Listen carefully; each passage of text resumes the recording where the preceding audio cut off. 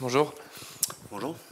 Quelques jours après cette défaite à Rodez, vous avez pu revoir le match. Et quelle analyse vous en faites à froid? À froid, non, à chaud. Je suis toujours chaud par rapport à ce match. Non, le match, évidemment, je l'ai revu, mais je reste sur mon impression. Alors après, je ne vais pas rentrer dans les détails avec vous là-dessus.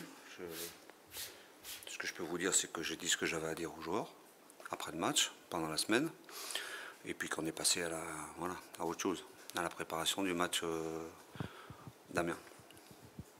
Sans rentrer dans les détails forcément, il y avait un discours particulier qu'il a fallu tenir aux Il y joueurs. a un discours qui m'a semblé nécessaire par rapport au fait qu'on ait perdu ce match et surtout de la manière dont on l'a perdu. Donc voilà, après, ça va, même si je sais que ça ne va pas vous faire plaisir, ça va rester en interne, on va dire. Voilà. Parce qu'au-delà des considérations climatiques et la façon dont s'est joué le match, la tenue du match, dans des conditions qui étaient quand même très difficiles, c'était pareil pour les deux équipes. Et donc voilà, ça nécessitait de ma part, de la part du staff, une analyse approfondie et un certain nombre de choses qui devaient être dites et ça a été fait. Par rapport à ce qui s'est passé vraiment dans le jeu ou aussi par rapport à l'approche mentale de la rencontre? Amiens. On parle d'Amiens. Parlons d'Amiens. C'est une équipe qui est solide, qui va être difficile à manœuvrer. Est-ce que vous pouvez aussi nous présenter un peu les qualités et peut-être les défauts de cette équipe amiénoise? C'est une équipe qu'on connaît bien. Quand on est allé là-bas, si ma mémoire est bonne, c'était juste après le changement d'entraîneur. Ou ils avaient peut-être fait un match avant. Svald qui a pris l'équipe. Enfin bon, peu importe. C'est une équipe qui effectivement est très difficile à manœuvrer. C'est une équipe athlétique qui a des particularités, notamment devant, avec beaucoup de joueurs qui dribblent beaucoup. Voilà, c'est costaud, mais bon, ce match va être comme tous les matchs qu'on joue. Hein, je le répète toutes les fois, mais on en a eu la preuve à Rodez. Hein. Donc tous les matchs sont difficiles. Après, ce qui m'importe surtout, et compte tenu de ce qu'on a évoqué avant, sans rentrer dans les détails, c'est surtout la prestation que nous, on va fournir. Voilà. Et cette semaine, on s'est surtout attaché à remettre un petit peu les idées en place, à remettre les choses en place sur le terrain et à travailler sur ce qu'on doit faire contre cette équipe-là. Est-ce qu'une des clés sera de réussir à garder patience, peut-être qui a été un petit peu moins bien fait à Rodez, sans rentrer dans les détails évidemment. Garder quoi? Patience. Garder patience un peu face à une équipe qui... À Rodez, je trouve qu'on était trop patient. Non, mais contre ce genre d'équipe qui va nous proposer un bloc assez bas, peut-être médian, j'en sais rien, mais je pense qu'ils vont. Voilà, je pense qu'on va avoir le ballon contre cette équipe-là. C'est encore une fois l'utilisation de ce qu'on va en faire. Alors après, si les choses ne viennent pas tout de suite, si on n'arrive pas à débloquer la situation tout de suite, il faut effectivement être patient, mais moi j'emploie souvent le terme avec mes joueurs, une patience active. C'est un match dans lequel il faudra mettre du rythme, il ne faudra pas ronronner, il faudra varier, avoir une alternance de jeux courts, de jeux longs, côté droit, côté gauche, enfin voilà, toute la panoplie d'un jeu d'attaque. Il faudra surtout être efficace, mais voilà, bon, on sait ce qui nous attend dans ce match-là. Puis la bonne nouvelle pour cette rencontre, cette réception d'Amiens, c'est quand même le retour des trois suspendus. Dever Machado aussi va revenir. Oui. D'accord, donc c'est vraiment une très bonne nouvelle de retrouver. Macha, il a repris l'entraînement aujourd'hui. Il n'a plus aucune douleur, donc on n'a pas voulu prendre le risque sur le match de Rodez parce qu'il y avait une possibilité qu'il puisse être blessé pour une durée plus longue. Mais il a super bien travaillé, il a été soigné remarquablement. Il était prévu qu'il reprenne que demain, mais il a repris aujourd'hui parce que tous les feux sont ouverts, donc ça c'est une bonne nouvelle. Le match aller avait été compliqué, vous aviez quand même fait une de vos meilleures premières mi-temps, mais ça a été compliqué sur le score puisqu'il n'y avait eu qu'un 0 au final et vous étiez quand même resté sous la menace jusqu'au bout. Vous êtes marrant, pour vous un match facile c'est gagner 3-0, c'est pas parce qu'on gagne un 0 que le match a été compliqué. Le match d'Amiens pour moi c'est un match référence. c'est un match référence. Dans les possibilités qu'on a, c'est aussi un match qui a montré aux joueurs qu'ils étaient capables de faire des matchs de très haut niveau. Alors, on ne l'a pas fait sur 90 minutes, mais pendant 45 minutes, on avait fait une très grosse prestation.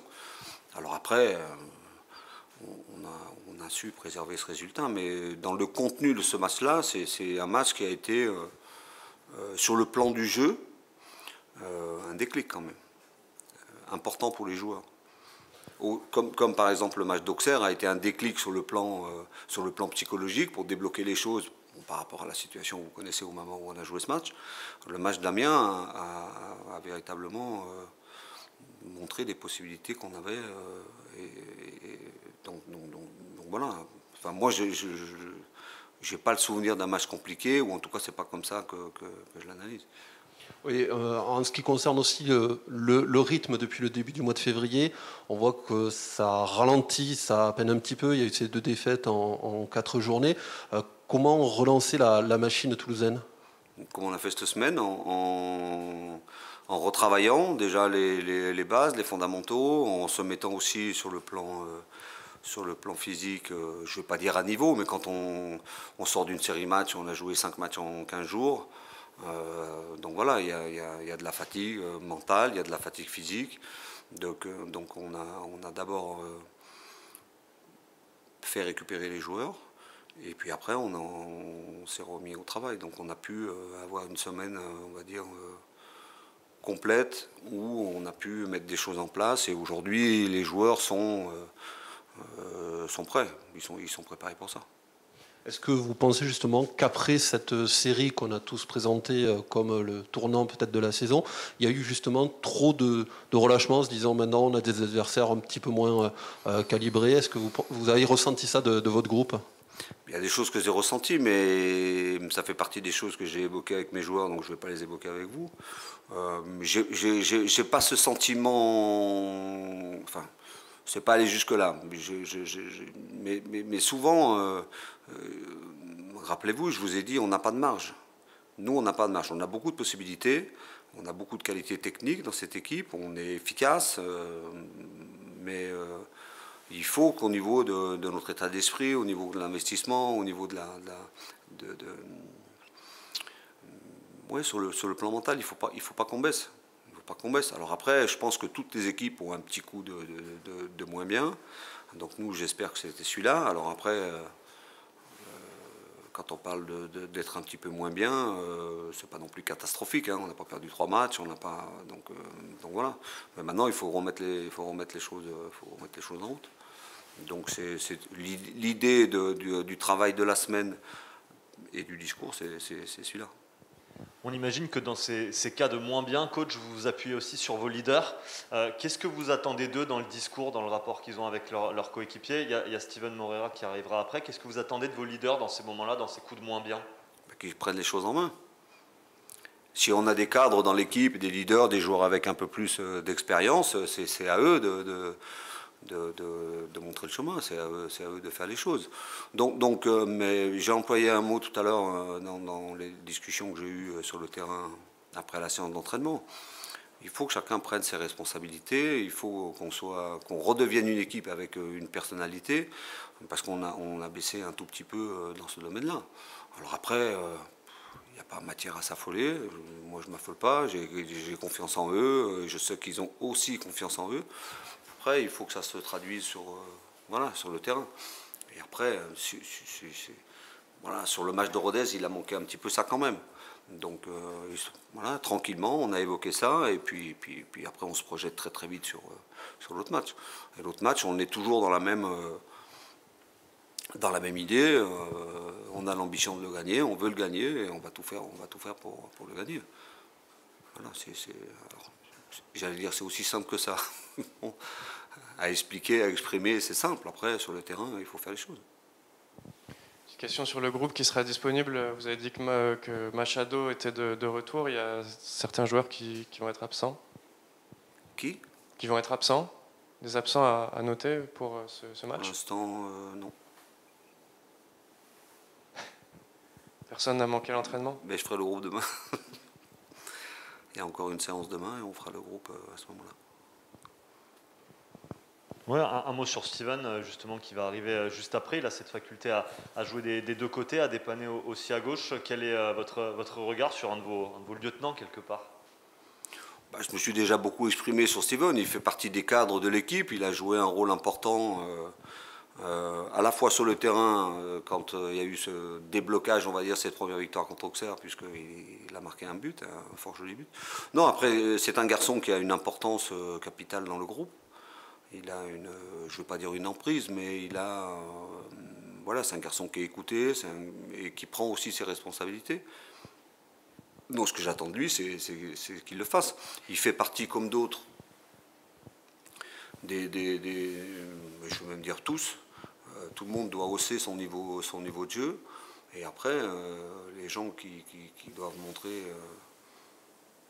la direction, montrer le chemin, il en fait partie, évidemment. Donc j'attends évidemment beaucoup de lui, à la fois sur sa performance individuelle pendant le match, et puis aussi après avec l'équipe. Voilà.